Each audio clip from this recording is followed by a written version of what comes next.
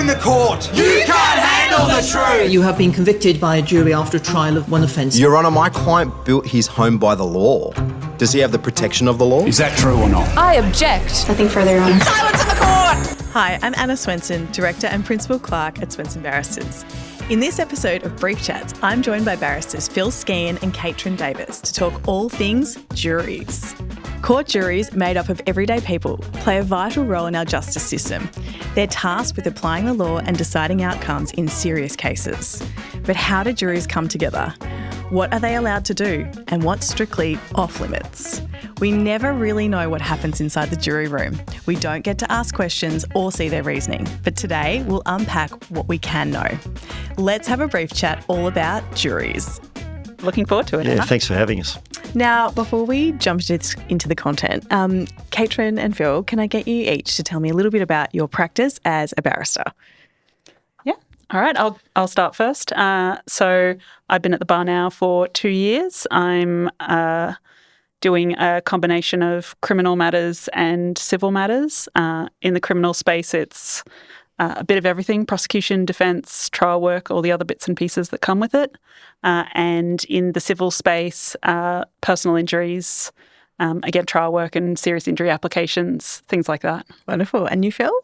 I've been at the bar for 21 years plus, and I have, up until now, had a predominantly criminal law practice, mainly jury trial practice in the last 10 or 15 years.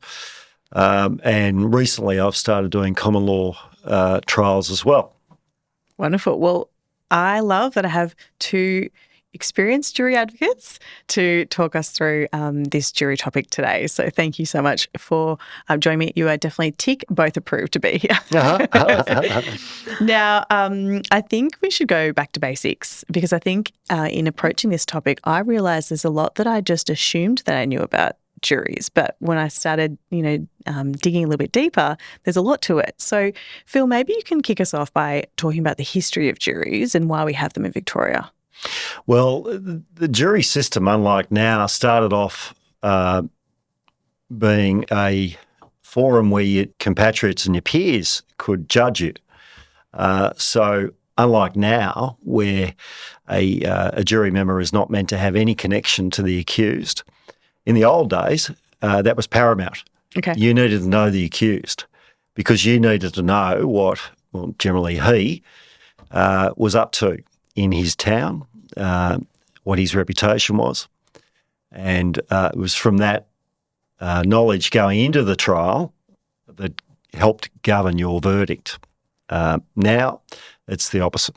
So we started with assessment of peers with sort of a like community of citizens, and now we're moving back to an anonymity and someone from the general public that's not connected to the facts or the people involved. That's right. That's right. And contrary to, a fundamental part of criminal law, there was a lot of prejudging going on.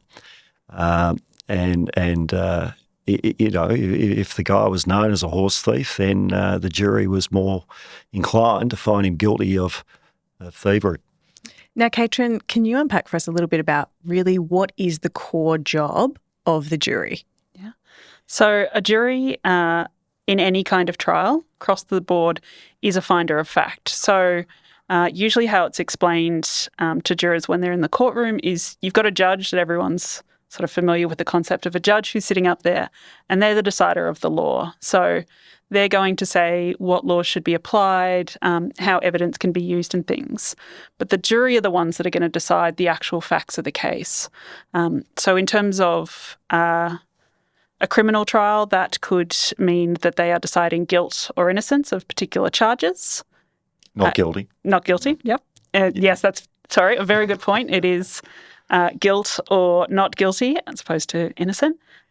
Or in a civil trial, it can be determining whatever liability is in question, so negligence, responsibility for things like that.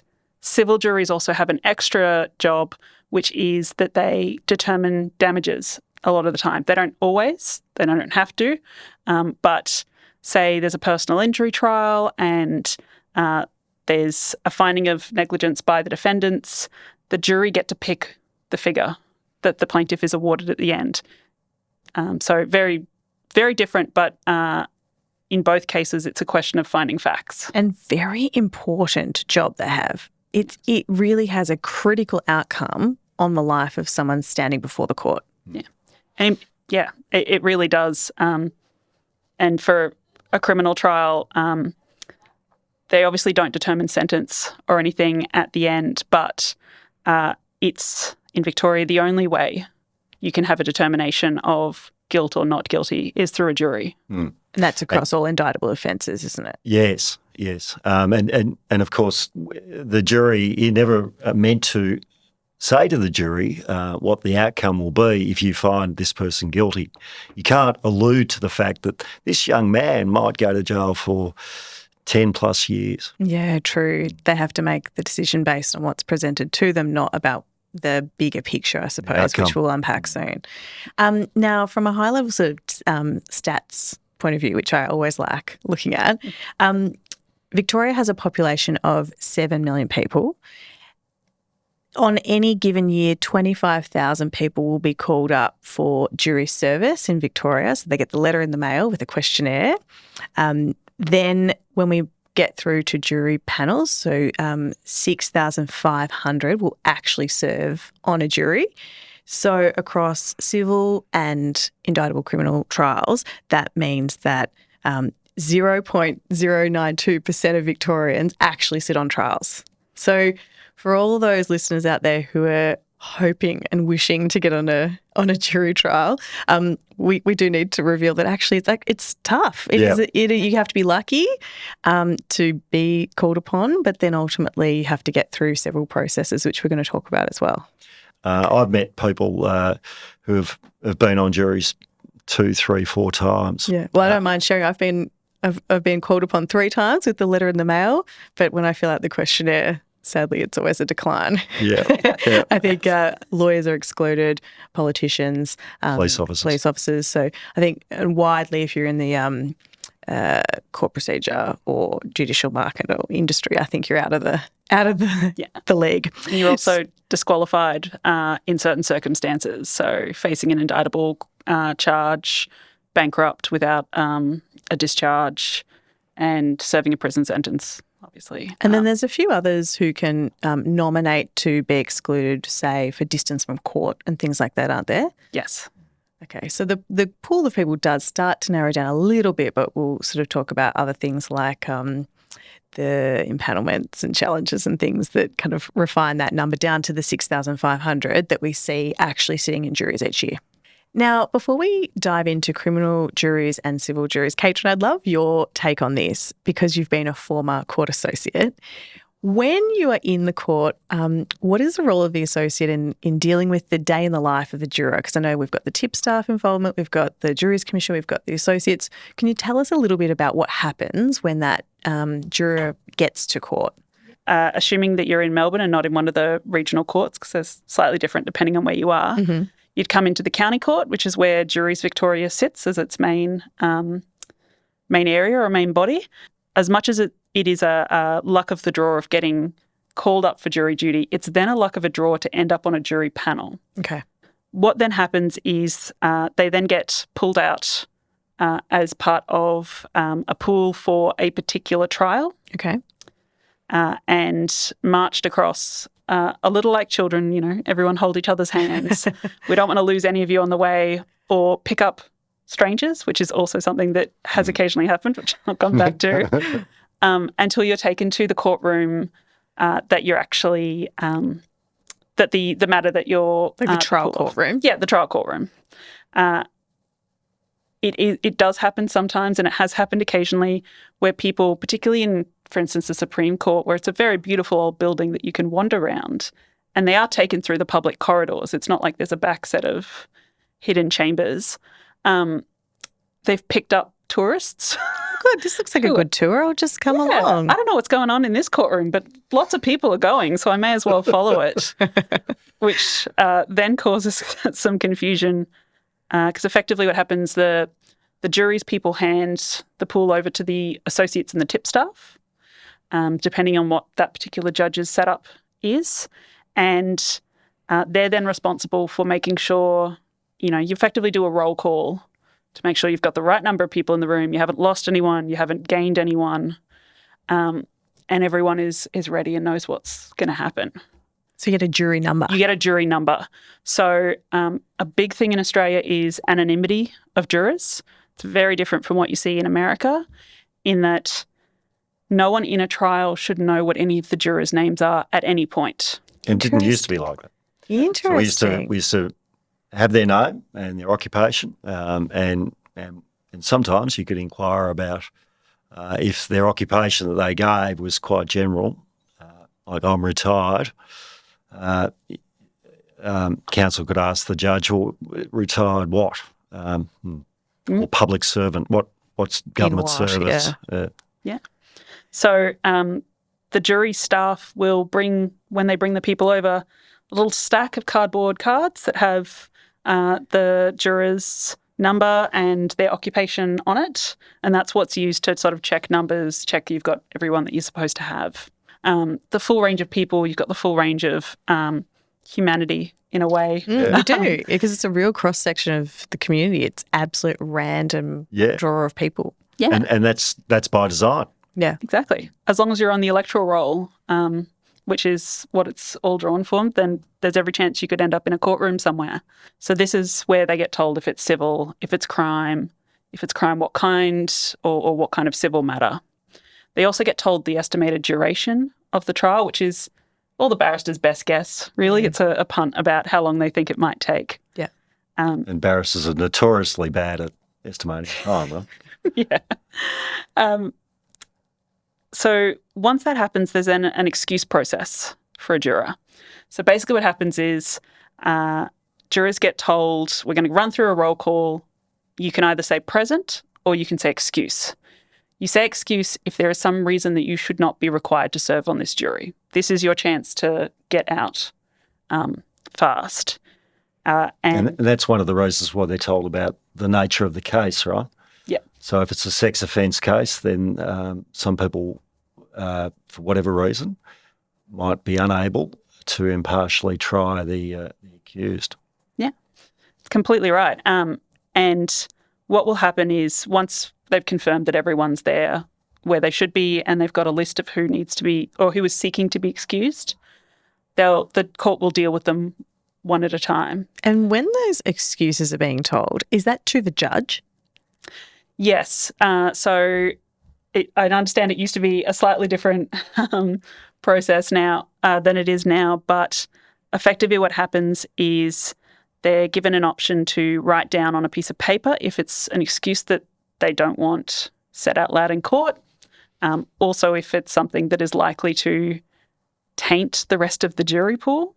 Interesting. Yeah, okay. Yeah. Absolutely. And, well, some judges put the jury panel in the jury room while that excuse process is taking place so that they're not contaminated if something inadvertently is said that could be a motive. So yes, there's an excuse process and the judge determines for each person who is seeking to be excused whether or not that's allowed. So either it's yes, at which point they still have to sit in the courtroom and go through the process, but they're not involved, or no, I know you want to be excused, but... Okay, so we've got to the point of pull to panel of the jury, and now I want to talk about the two different types of juries we'll have. So, Phil, could you talk me through, in a nutshell, what is the job of the jury in a criminal trial? In a nutshell, to assess whether the Crown has proven each of the elements beyond reasonable doubt. So it's not an investigation into the truth. They're not there as fact finders. And this might come up later in the podcast, but juries who do investigate and if the judge finds out about it are often discharged. Either a particular juror is discharged or a whole jury is discharged, and that is an expensive outcome. It costs something like $20,000 a day to run a jury trial in the county court. That's a lot. Yeah, and I've also particularly there's costs for the accused and costs for the prosecuting authorities and so on. So it's very important that the jury compartmentalises their mind to the evidence that's presented to them. And that's all that they can do is use the evidence. They're the finders of fact, and they need to apply the law as the judge tells them, not what their perception of the law is, not what their investigations on Google reveal to them, and not to their sovereign citizen views. Right. And critically, I think here, it's not about morals either. It's not about this perception of right and wrong, is it? No. And they're told that at the very beginning. It's not a court of emotion, not a court of morals or values. It's it is a court of values to some extent, and that's why we have juries. Our community standards are applied, and that's why we have 12 peers deciding the guilt or otherwise of an accused. But no, you're right. It's just down to the facts that's presented to them as admissible evidence. I think one part about juries that is so interesting is the challenges to who ultimately sits on them. So I would love to spend a little bit of time on this. As a lawyer, I got to see this a little bit. It, to me, is one of the most overtly judgmental things that happens in today's society. It's a paradox, right? It really is. So I thought, Caitrin, you could talk us through the structure of challenges. So set the scene of where we're up to at that point. We're in the courtroom, we have counsel in there, the accused is there, judge is there, and at this point, how many jurors would we have? So the size of the panel depends on the nature of the matter. The more concerned they are about excuses, so for instance, the higher profile a matter is, the larger pool they're going to try and get, because the last thing they want to do is run out and suddenly have to scrap the whole thing and start again. So it can be anywhere from sort of in their 30s, and I've sat on ones that were over 200 people that had to occur across multiple days. Wow, okay. So what happens is everyone's in the court. We've done the run-through of excuses, so we know exactly who is available to sit on this jury. And the associate or the tip staff will have a wooden box, think a very large tissue box with a single hole in the top of it. And they will take those cards of all the jurors that can sit, and they will drop it in that box. So it's old school ballot box. You're sitting there with a piece of paper and a pen, like ticking people off, moving cards from one place to another to make sure you haven't accidentally put someone in the wrong sort of pile. And then as the associate, you get to stand there and shake the box. And they say, do it as hard as possible, because we want to hear that rattle of the cards flipping around inside. I love the training you must have had for that. Would have been so funny. Yeah. And it's theatre, right? Yeah, it's complete theatre. They're like, don't do it down where no one can see. You gotta hold it up and really go for it. And then justice must be seen to be done, and the jury needs to know that they were picked at random. Yeah, exactly. And the accused needs to know that the jurors were picked at random. It's really important that it's not seen that somehow you're trying to influence how the jury is composed. So you reach in, you rally your hand around, and you pull out the first card, and you call out their number and their occupation. Then gets up and walks, and they then have to walk to the jury box. And until they put their bum down on that jury seat, they are open to being challenged. So is this called the parade? This is called the parade. Okay. Yeah. So what the parade does is it takes the juror past the accused. So what are we looking for? What happens then? If they're on the parade, they haven't got to the seat yet, what's happening with the challenge? Phil, do you want to tell us about challenges? The barrister stays at the bar table and seeks leave for the instructing solicitor to go into the dock and stand by the accused. And so if it's a multi-headed trial, then there's double the number in the dock, and they'll be standing next to the accused. And once the number is called and the parade takes place, so the process is the person stands from wherever they are in the body of the court, and then literally parades themselves. With everyone watching, whole courtroom's watching. Everyone's watching. It's in dead silence. Dead silence. And if you're not used to it, which most jury members aren't, or panel members aren't, it can be quite intimidating. It's pretty obscure. It is. It is. And then they must walk past the dock. Now, there was some judicial intervention a few years ago that tried to stop that, but the High Court said no, that parade must take place. Okay. So they walk past the dock, and as Caitrin's just said, any time before they put their backside down on the seat in the jury box, the accused can loudly say challenge. Now, they're able to confer with their instructing solicitor, with the instructing solicitor at any time in that point. And sometimes there's a lot you can hear them talking about what's going on. If the declaration is made of challenge, then that juror must sit down.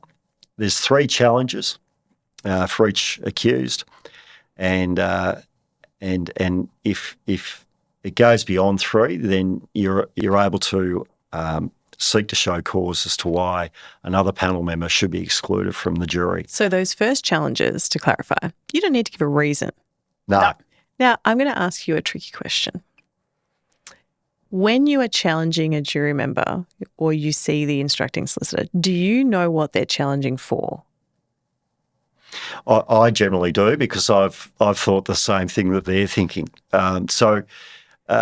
While the panel's waiting in the jury room, the judge is not there. The tipstaff or the other associate is talking to the jury.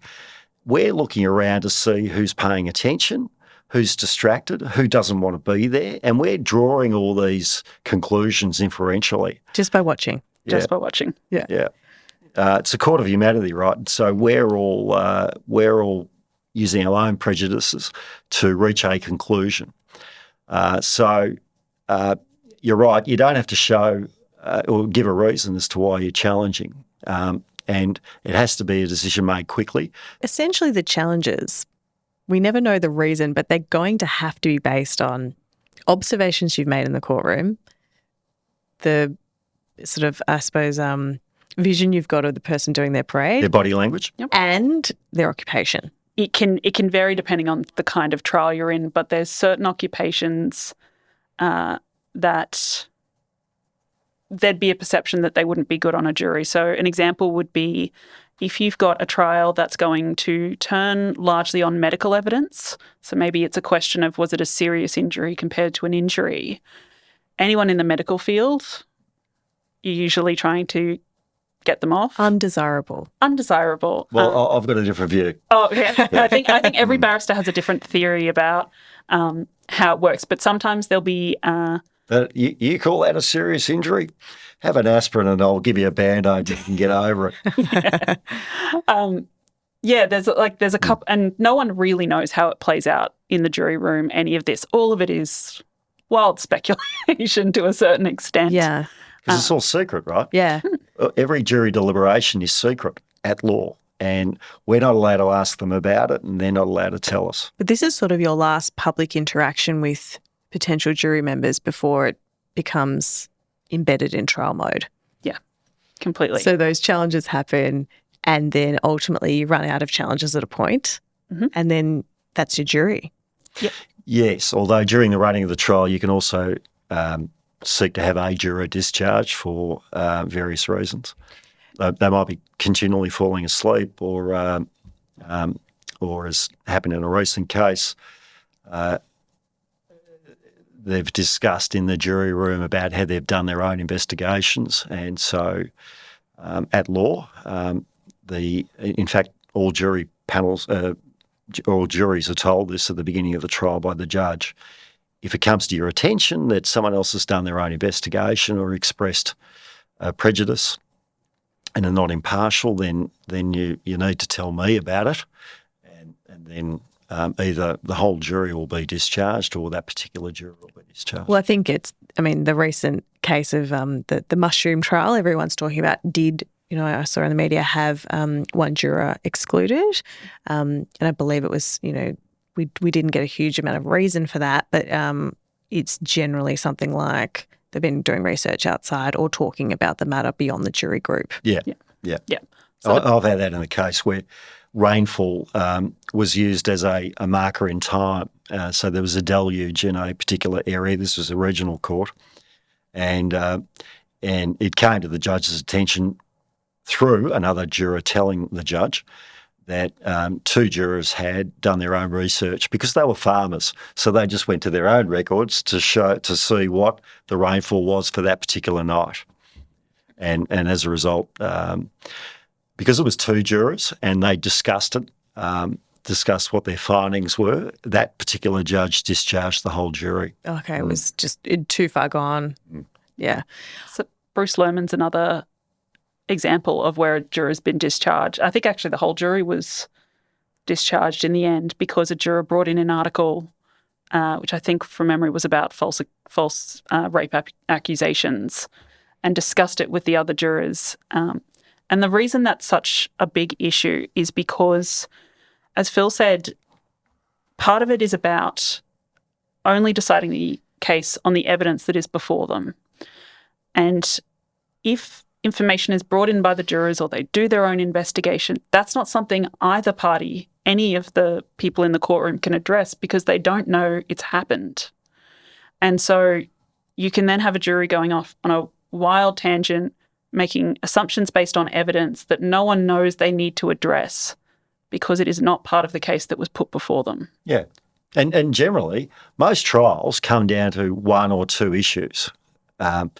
And if that juror has gone off on their own investigation, they might be missing the point. Both the prosecution and the defence are asking you about this one particular issue. I'll give you an example. Just say,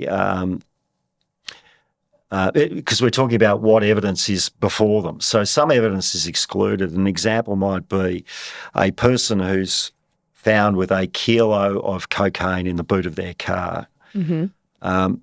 It might be that they came to the police's attention because they were seen swinging on a stubby as they're driving down the road, and then when the police have stopped them, the person's having a cannabis joint.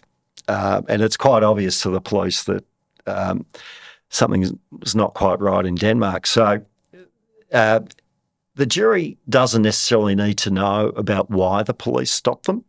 So that part of the case might be excluded from the jury as evidence because it might prejudice them that he's the type of bloke who swigs on a beer while he's driving. Yeah, the drink driving becomes the issue, not the trafficable quantity of drugs in the back. Yeah, and his knowledge about the quantity of drugs in the back. Yeah. Now, I want to talk about verdicts. When we get to this point of a criminal trial, can you just talk through for our audience again exactly what the role of the jury is in determining a verdict? So in a criminal trial, in each offence that is presented to them, there are elements, and an element is like an ingredient to bake a cake.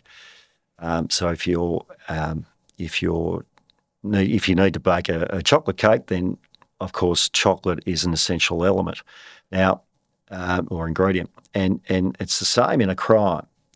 So each of those elements must be satisfied beyond reasonable doubt by the prosecution. The defence don't have to prove anything, and this is where juries are sometimes influenced by movies, I suspect, but they think it's an investigation process where they're seeking to find the truth. They're not there to find the truth. Their only role in the process is to decide either yes or no that the Crown has satisfied them beyond reasonable doubt on each of the elements. Okay. Now, critically, what happens if they don't all agree? So there's a couple of different ways it can go. So usually what happens is they'll start deliberating, they'll go for a while, they might notify the judge, and that's done through jury keepers, so the tipstaffs and the associates who look after them during this period, and say we're really struggling, at which point the judge can give them a perseverance direction, just basically calling them all in and being like, this is a big decision, you really got to keep trying, keep going. Keep listing. But you don't know how many are holding out. They don't reveal that? No. and they can't say what the numbers are. So they're reminded of that at the start of the trial and just before deliberations. Do not ever tell me numbers. The judge says this to them, as I said, a number of times. So we never know whether it's one person holding out or if it's a 50-50 split or all that stuff. Yeah. You can generally tell in the old days, the jury members could sit wherever they like, and it became apparent after a few days that camps were developing, and now they sit in their assigned places. So you don't see that so apparently as you used to. Yeah. So say they get a perseverance direction, they continue on, they go out and think about it for longer. They come back out and they say, we still can't make a decision. It depends on what kind of charge is before the court. Okay. So if it is murder, if it's treason, if it's trafficking a large commercial quantity of drugs or cultivating a large commercial quantity of drugs or any Commonwealth. Or any kind of Commonwealth offence. So most offences people think about, they're state-based, thefts and sexual offending, all that. That's state-based rather than Commonwealth. If it's one of those kinds, then they're a hung jury, and effectively the whole thing is a wash. The Because trial it must be needs unanimous. Because it must be unanimous. The trial must start again. Yeah. And go through the whole process again. So after a hung jury, what happens next? So there's a couple of options. So you've got the ones where you've got a hung jury and the jury have to be discharged because it's one of those particular kinds of offences. The alternate is that the judge can give what's called a majority verdict direction. So anything that isn't in that category, that isn't in the murder, the treason, the drugs, particular drug offences and Commonwealth offences, there is an option for a non-unanimous verdict to be given, but only on the direction of the judge where it's considered appropriate. And when I say non-unanimous, I don't mean sort of bounce of, one extra person on one side. For instance, criminal, it has to be 11 of the 12. So if you've got Or if it's 11 jurors, 10 of the 11. Yeah. So a jury can get, in a criminal trial, a jury can get down to 10 people if you've got those discharges and those losses without having to lose the trial altogether. Yeah. Once you start getting under 12, everyone would get very twitchy. Yeah, nervous. But the majority verdict has to just be one less than unanimous. So all but one. All but one. And that's to guard against the holdouts, the people who never agree with anyone. We meet them in normal day-to-day life, right? They're called contrarians. They never agree to what anyone else is saying. So that's why the majority verdict is available in certain circumstances. If you're for the defence at that point and you get a hung jury, are you happy? No. No? Because it's sort of halfway to getting there. Well, it's frustrating. Everyone wants closure. Okay. There can be times of relief when you think that the jury's has not been as attentive as you would have liked them to have been. So maybe getting rid of this jury is not such a bad thing. Getting rid of, but this jury not being able to reach a decision is not such a bad thing. And it's more a relief rather than happiness. Yeah. Yeah. Do you normally have a bit of a field test? Like, do you normally have a bit of an idea about how a verdict might go in a criminal trial? Yeah. You've usually got a pretty good prediction.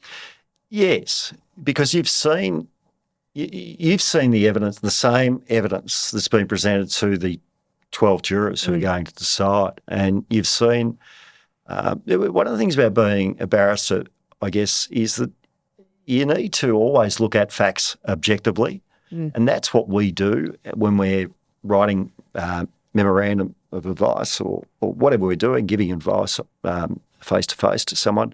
We're looking at the facts objectively.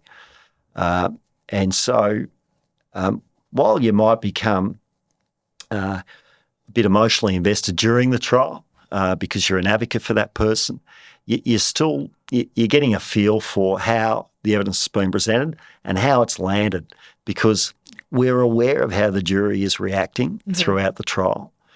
You're unconsciously always in the periphery noting things like nods and scoffs and I suppose laughter. You're telling them the story or the information and watching the reaction the whole time. Yeah. You're presenting not to the judge at this point, really, are you? No, in the closing address, you're talking to the jury, and you're looking at each of them as you deliver your argument, and sometimes you'll get some kind of recognition back when a juror likes a point that you're making, then they might nod or smile.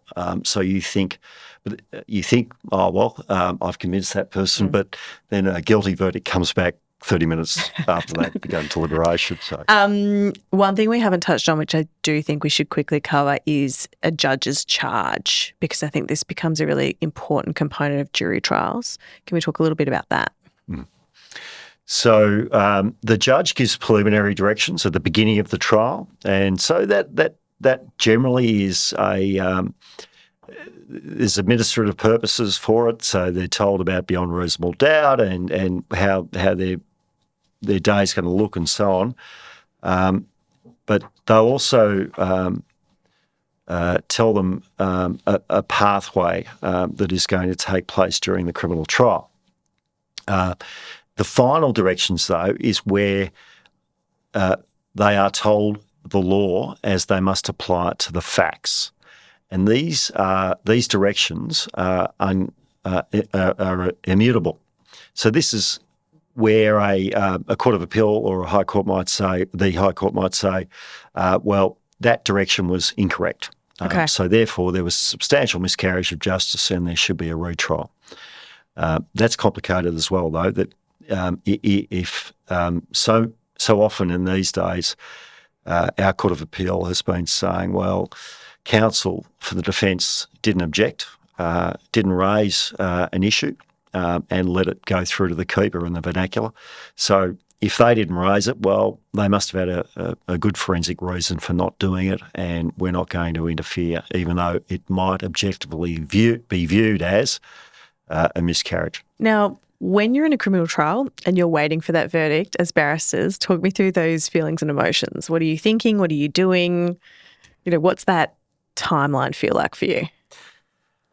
Well, it's hard in some respects and easy in other respects. So as I've become more experienced, I'm not as anxious about as I used to be, because I've done the best I can. I can't do anything else. The argument's over. So whatever happens, happens. I'm powerless over the outcome from now on after I've delivered my closing argument. And the judge has given their directions. So I'm fairly neutral. From your experience, Caitrin, are there, and I suppose I'm not sure if you can answer this question, but I'll ask it anyway. In terms of the wait, when you're waiting for a jury verdict, is there stories or kind of myth around a long wait versus a short wait and what that means? Oh, there completely is, in that everyone in the law, I think, has different theories about what things mean and how it will all play out. It's interesting because it's not a case where everyone is just sitting in a room. It is definitely, the jury are all sitting in a room together, right? They are not allowed to be separated once they start deliberating. So once they've been sent out to consider their verdict, they cannot be separated from each other. They have to move as a pack. And when I say that, I mean trials where you've got some jurors that are smokers and some that aren't. Someone wants a smoke break, everyone is going out to the street. Everyone. They cannot be separated. They go out guarded by usually two jury keepers to have that cigarette and then collectively go back. Should be dark on the smokers on a cold day, wouldn't you? And wet. When it's cold and wet. Yeah. Or when the courtroom is in a really inconvenient place to where they can go and smoke and everyone has to trek down like 3 flights of stairs or something, it can get a bit dicey. But so the jurors are all there deliberating together, but everyone else scatters. The barristers aren't all sitting in the courtroom waiting because no one knows how long deliberations are going to be. And so... But we're supposed to be within 10 minutes of the court. That if we're rung by the associate, we have to get back quick smart. One of my favourite parts about my job actually is having barristers come in and sit with us while they're waiting on a verdict and hearing about, what the evidence has been and how the trial's gone and just sitting there waiting and the phone rings and it's, they send them off. We say good luck and we wait and hear what happens. But we get so invested in, hearing about the outcomes that's a big moment. Yeah. Yeah. And there's lots of different theories about, if it's a fast verdict, then it's going to be an acquittal, or if it's a fast verdict, it's going to be a guilty. I've heard every possible version, not all of which can be true at the same time. Yeah, okay. But the jury keepers, so the associates and the tip staffs and things, are sitting in the courtroom because that's how the jury can communicate with them from the jury room that's usually attached, with just a long list of all the counsel, all the instructors, custody cells if the accused is in custody and things like that, all of whom need to be frantically contacted when the jury indicate that they've got a verdict. I want to talk about sequestering. Great word. Not used frequently enough. Yes, I agree. Is it used frequently enough in juries, though? It was used prior to that. From my knowledge, it was used in the bushfire case about whenever it was 13 years ago. So in essence, sequestering means, Caitrin, do you want to unpack that for us? Oh, yeah, bringing sure. them into so sequestering closed is, shop. separating them for the period of their deliberation From the the community and, the general public, but also from access to information that is things that they shouldn't be accessing anyway, but as a further step. Civil jury trials, because we have spent a bit of time on crime, but I think the civil juries is a really interesting world as well. What is the structure of the civil jury? Structure-wise, it's pretty similar in terms of their role is still to sit there, listen to the evidence and make a decision, but the questions that they're being asked are different. It's, again, a situation where they can have, it's actually, because there's less of them, they can be up, there should be 6, you can put more on and have them balloted off if they need to be, and you can get down to 5 in terms of sort of the spread of where a jury could sit.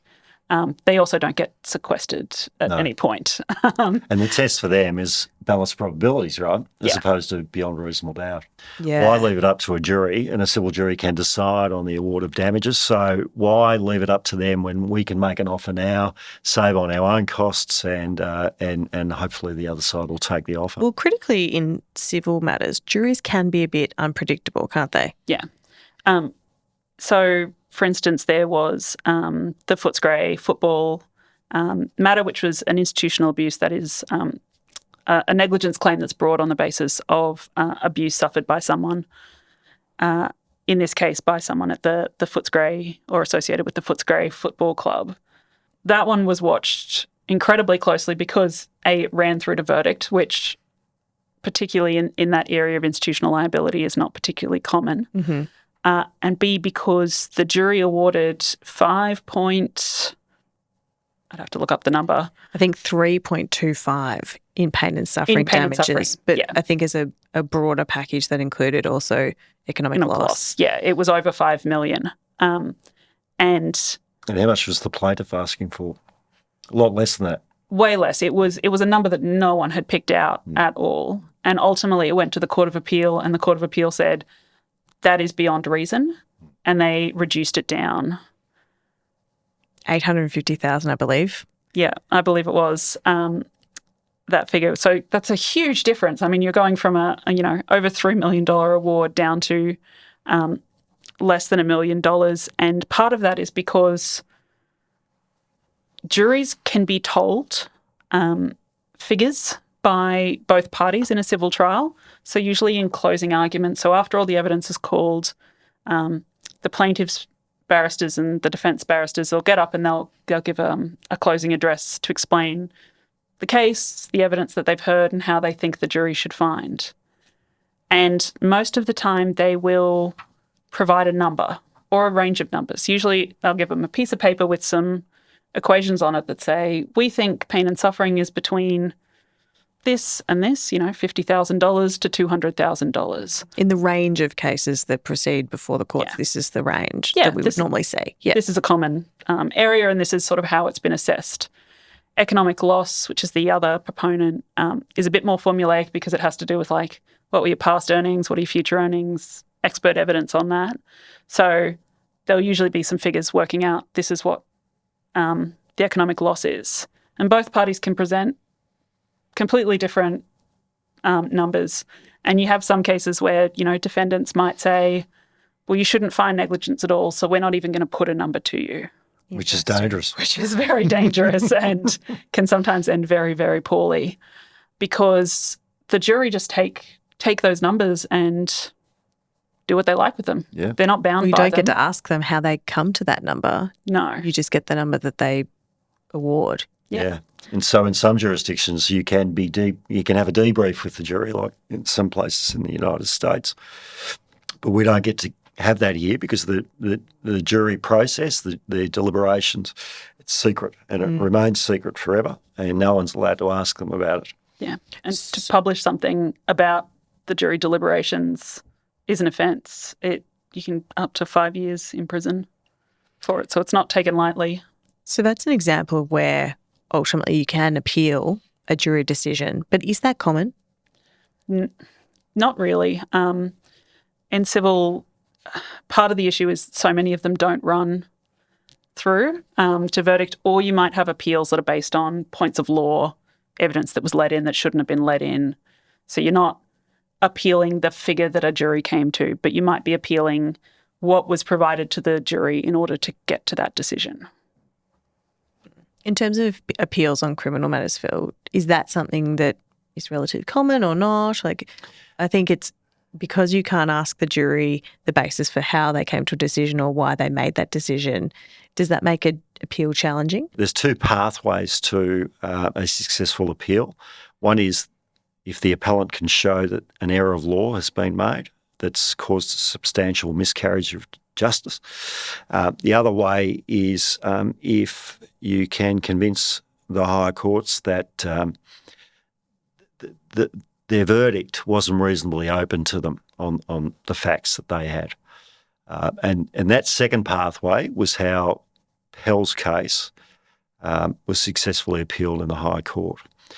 From memory, I haven't read the ruling for a long time, but the High Court was of the view that, as Justice Weinberg was in our Court of Appeal in Victoria, that it just wasn't possible for the facts that were presented to have unfolded in reality. So that kind of appeal now is more common than it used to be. Prior to Pell, on my analysis, there was a successful appeal about every 18 months on a jury verdict, and now it's much more common because of the Pell case, I suspect. It's also only available to appeal a guilty verdict. Yeah, you can't appeal a not guilty. No one can appeal an acquittal. Right. Prosecution can't appeal an acquittal, no matter how much they think the jury might have gotten it wrong. In civil, there's no parade. Shame. No, such a shame. When the jurors are called, they largely just stand in their seat and all the barristers whip around to stare at them, probably uncomfortably. Yeah. Long time. I describe it as the bride coming down the aisle. Everyone turns to look in that moment. Yeah, but it's not the happiest day of their lives. Yeah, no, it's certainly not. Not at all. You're sort of looking, are they glaring at anyone? Are they doing things? And I think that's where things like professions become quite important. The occupation's more relevant. Yeah. You're not calling out challenges in the same way. The parties are marking, they get a list of here's who's been picked, and you get a certain number of people that you can strike off. So that's when you might go, all right, I've got... I don't want a corporate executive from Tesla. Yeah, exactly. Or like, I've got a plaintiff who is a teacher who's making a claim.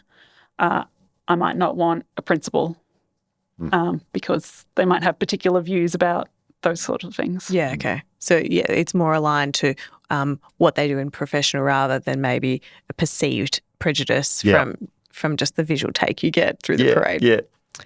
Looking to the future, with the media-rich world we live in, you open your phone and my social media stream is awash with mainstream media as well as, my friends' pictures of dogs and, weddings and stuff. Is it realistic for juries to remain in the system and be sort of uninfluenced by content around them? Like, you walk to the train, there's screens. You walk past shops, there's screens. There is content everywhere. Is it realistic that juries can stay uninfluenced by that media beyond the courtroom? Well, can I answer that question? I Please. think there's two parts to it.